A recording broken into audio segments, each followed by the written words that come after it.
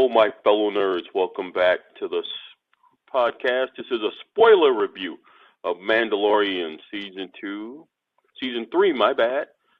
Episode 2, The Mines of Mandalore. If you like the content you're seeing here or listening to, give us a thumbs up and stay tuned for a PS5 giveaway at the end of this. I will start. I don't know how to say this. We saw a fucking mythosaur. What the fuck? I know we're going to take this out of order. What the fuck? I was not expecting that. That shit blew my fucking mind. The fact that she looked at him and he looked at her. And then yeah. Like, what the hell was that? I'm like, wait a minute. What is that? Like, to me, I kind of lost it there. I'm like, oh, damn, this motherfucker. Yeah, uh-huh. So that was cool. What do you think about that, Tony? I think you can see how their clans are going to reunite. Because technically, he jumped in to get reestablished with his clan, whatever they call that. He had the base in the mines of, what is that? I took a note here. In the water, some way of water here. And she jumped right in to bathe in that water as well. So she technically went through the exact same cleansing process that he did. So which technically, means she's now officially part of their group. And they're both Mandalorians now. So that shit stunned me. The fact that the creature was still there, I'm not saying it's the same creature, and it winked at her. It's like the creature pulled in Mando.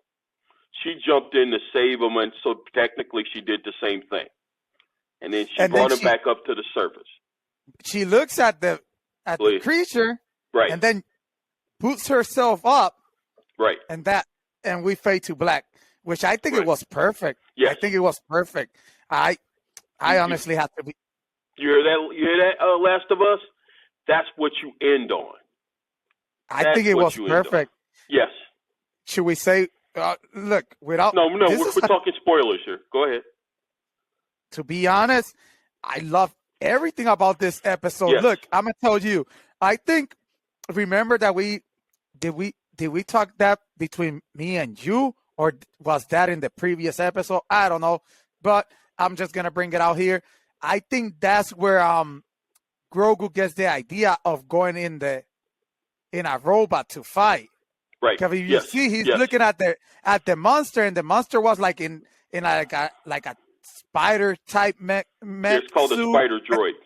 And then he got out, and if you see, even when she shot him, the head still popped out and went back to the ship, to the robot. So to me, that was cool. The robot droid. Yeah, that's a spider droid. The first big one is a spider droid, and it says the one with the smaller body is another type of a spider droid. They're known to attack people on Mandalore, so that's an actual species of droids. Okay. Which was, because they're basically going to give us the history of Mandalore now during this season. Because there's a flashback episode in the trailers where Mandalore has actually green space. Whereas in the Star Wars show Clone Wars, it never had any green space. It was always this desert planet with these domes. So, and then Bo-Katan brought up her father. Right. So it looks like we're going to, see her father. Maybe see her as a little girl. Yeah. So they're really going all in. And there's a rumor that Boba Fett will appear, which I expect him to, and that there's some type of battle with all the Mandalorians versus someone. Ooh. So we hear that's rumors of what's coming up. But to me, once again, you packed 6 or 7 story arcs in an episode that we could talk about. Beautiful episode. It's stunning how now they've actually spent money on special effects and spaceships and not using the game engine technology anymore. They're going like all out. I thought, man, the whole episode was beautiful. Yeah. The whole episode was beautiful. I liked it when he goes back to the lady that he always goes to. He's like, hey, I'm looking. He's like, hey, I need some parts, and he's like, she calls I forgot what Yeah, she calls him Mac, and they're like, and he's like, and they're like, no, that's impossible. We can't find that. Right. And then they leave, and she's like, oh, you could have this robot, and you could tell that robot's scared and shit. Yeah, it's like R4D5 from the first Star Wars movie. That's crazy. Which is an and older version of. And it's still a piece of shit droid like it was in the first Star Wars movie. Wow. Right. And to me, it was funny. Yeah. And then he goes. I think it was a perfect episode. I have to keep saying it. It was a perfect episode. I'm gonna rate it right now. That was a 10 to me. Oh yeah, that was easily a 10. That was easily. Just it flowed well. Yeah. He escapes. He tells Baby Yoda, "Hey, escape." Baby Yoda, badass, pushes that monster. Right. You know, with his force field, gets in the thing, goes back, and the fact that Bo-Katan, she's like, wait a minute, he's not with you. Where he at? Right. And she knew what he was doing there. Like, oh, damn, you came to pick me up. Mm-hmm. So to me, it was nice. I'm surprised she went to save him. Me too. I am surprised she went to save him. And I also like the fact that she knows how to use the Darksaber. He does not. Exactly. Yeah. That's what I was going to tell you. That scene with her and the Darksaber. Yeah. Beautiful scene, bro. And the fact that she was using like a shield. Yeah. Was it like a blue shield, like a little shield, was it? It's like that future tech. That happens actually in Captain America when he loses his shield. He gets that type of shield in the comics. When he became the captain, it reminded me of the shield he had when Infinity War. Yeah, it's one of those. That it was like it was nice because she blocked the attack and then stabbed them with it.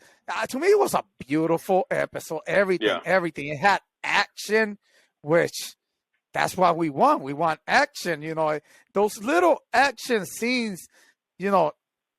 Gets you hyped to be watching more because I'm here laying down in bed watching this episode at 2 a.m. and when that scene came on, I'm standing in bed like, wait a minute, like what's going on? And then when you see the ending, I just got up and I was like, oh damn, I need to talk to Tony. But but it was a beautiful episode. I have to say it. To me, probably one of the best episodes in Mandalorian so far, and especially for season 3. Yeah. At your second episode, you're giving us this. What else is in store? I see why most of the people were sitting on last week's episode to say that wait till you see season 2, and a lot of people say that even though we love episode 1, this episode was everything they lived up to be. Everybody loves this episode. Everybody was stunned with the way it went and couldn't wait to do their Easter egg video and spoiler video to tell us about it. And I totally agree. It was a beautiful. I know we can do Easter eggs all day and just slurp on this show how great it is, but it really actually was that great. There was nothing wrong with it. No, there wasn't. And if you pay attention to what they're talking about, he explains to you like she was explaining. If you see the way she was talking to him, it was like she was mocking him still. Yeah. At the same time, like, well, there you go. Those are the waters that somehow miraculously are gonna make you, honorable again. Yeah. So there you go. And if you see when she read it to him, like, read the passage that with the plague. If you see when she's read it, she's reading it like in a sarcastic type of way. So to me, it was honestly, probably the best thing I have seen this week, to be honest. Think about it. When she said the story of her father, how he died, and he said, this is the way, to show that, I respect what your father did, and she didn't know what to do with that. Because she didn't expect the compliment, and she got it, and she thought about it. Yeah, that is how my father was supposed to die. Because she said her father believed in all these customs, and she really didn't. And now she saw through the eyes of the people she blames for splitting up the Mandalorian. She said, wow, he was actually right. My father, to them, is a hero. And, I liked how he told her. Yeah, it's like how you see your family is not the way other people see your family. Like, you may think of your dad or your mom as just but other people have much respect. That was the way he showed that to her, and how she realizes that the other Mando sex that he's from respects her father 100%. He died in combat protecting this planet. And she's like, wow. And then I think that's why she jumped in there. Yeah, because I liked how he told her. Yeah. It took her by surprise. You could actually tell the way she looks at him like, wait a minute, what? Yeah. He's giving respect to my dad, because he's like, oh, he died protecting this planet that don't. And he's like, this is the way. Yeah. And when he said that, you got some goosebumps like, oh, wow. Like, damn, it is true. It was beautiful. It was a beautiful, poetic episode where I'm going to watch it again once we're done doing this, to be honest. I'm going to watch it again. So, to me, it's a beautiful episode, bro. To me, like, the whole day at work, nothing could have happened at work to ruin my day, because I had seen this, and I was just, my mind was everywhere, because I kept thinking about that monster at the end. I'm like, what's that? Yeah, it was. Yeah. That's what I thought too. I couldn't wait till an Easter egg video dropped from somebody else. I had to go back at 2-something in the morning after watching the episode. I'm like, nah, it can't be. And then I'm like, I go back like the third time. I'm like, and the fucking creature winks at him. Yeah. That was like stunning. Like, yeah, I got you. So the creature has a sort of respect, knowing what you guys are doing. So like we saw Boba Fett ride that creature in his show. Are we going to see Mando on top of that creature on the planet? Will be nice. Because the planet, you can breathe on the planet now. Yeah. Yeah, and it's just the initial electric feel, right? When it's going in. Other than that, once you survive that, you're good to go. The planet's just ravaged by aliens and monsters from. They used to live out. It sort of used to live out in the wild, but once the Empire destroyed all the infrastructure, they've now been able to just take over. Yeah, because she said all the helmets when either because they showed a stormtroopers or Mandalorians would come back, they would get captured and eaten and killed. So that's sort of that. All those helmets you saw down there and all the different armor parts. The way I got it was that because if she is the way she explained it is like they've been there, they were just like in a desert, like in the wastelands, right? And once the planet fell, they started taking over, right? Which it makes sense. It makes sense. To be honest, I liked it. Yeah, everything was well explained. We got action, bro. In a small we got space. The amount of time, bro. Great action, bro. Like, I don't understand. Like, to be honest, probably the best show. Like, we said Last of Us was gonna be show of the year.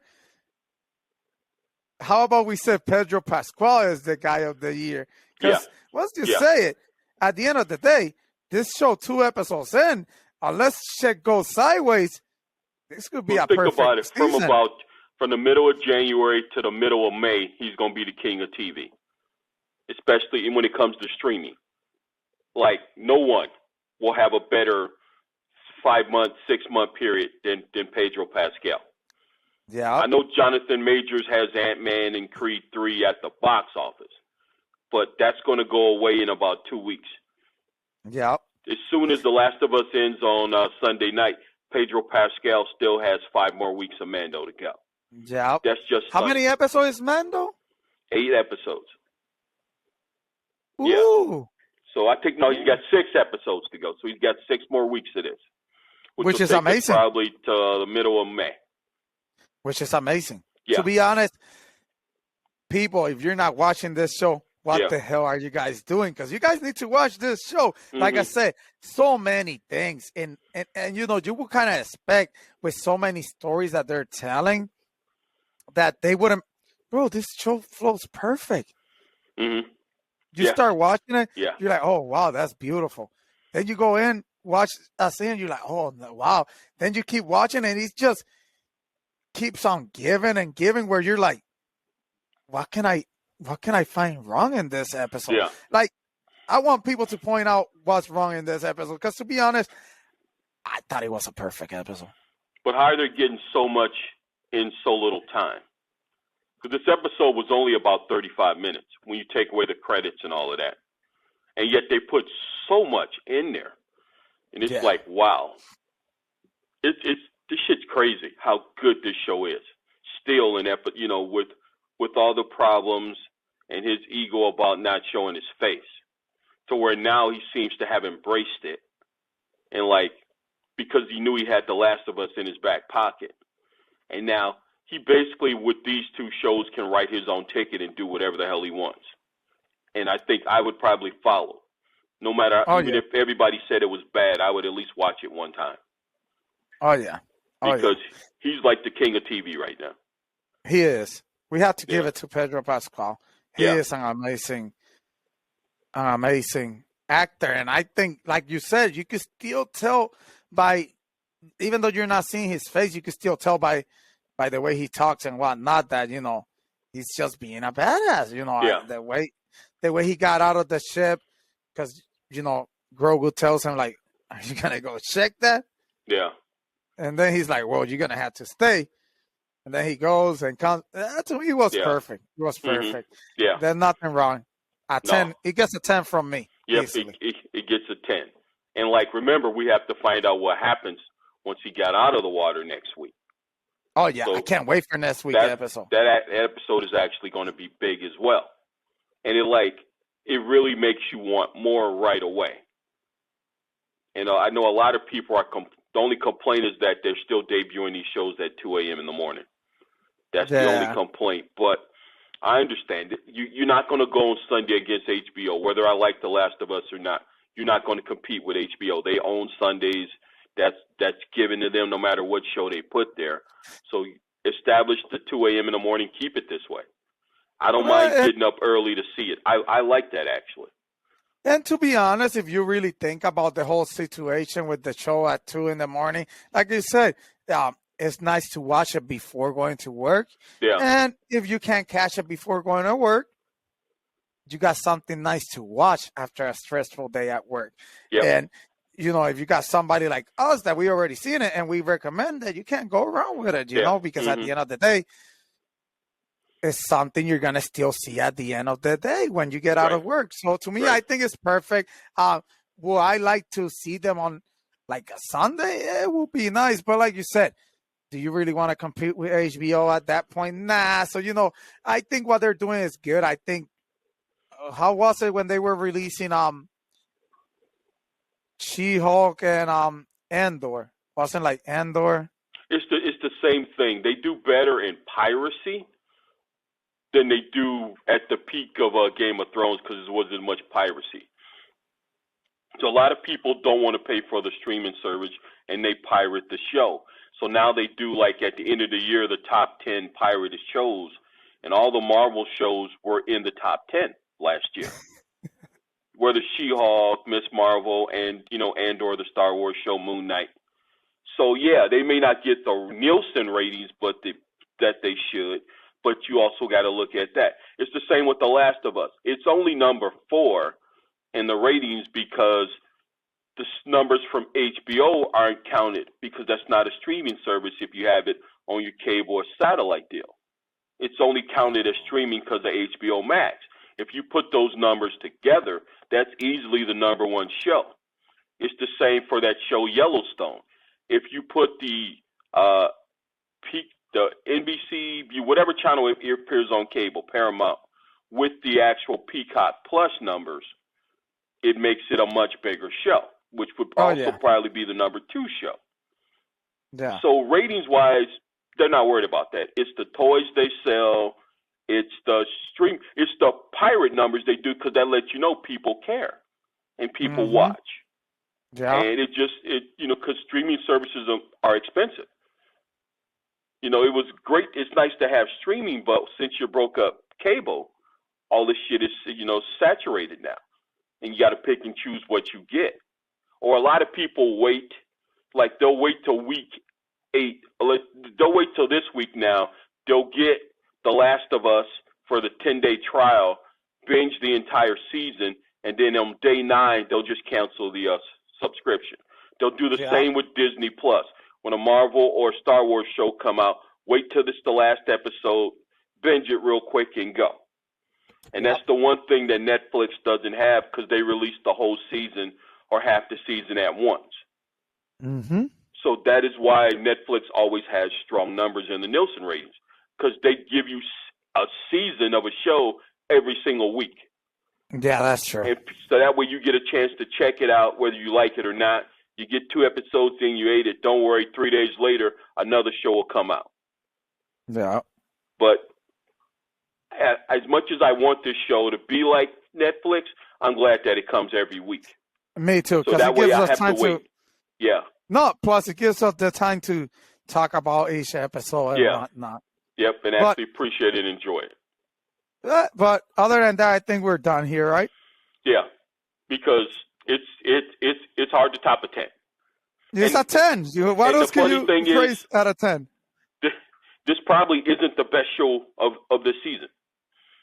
So No. I don't know where we go after 10. No. You start off 8.59, and then you go 10. I don't know where you go. Let's see what happens next week, right? Yep. All right.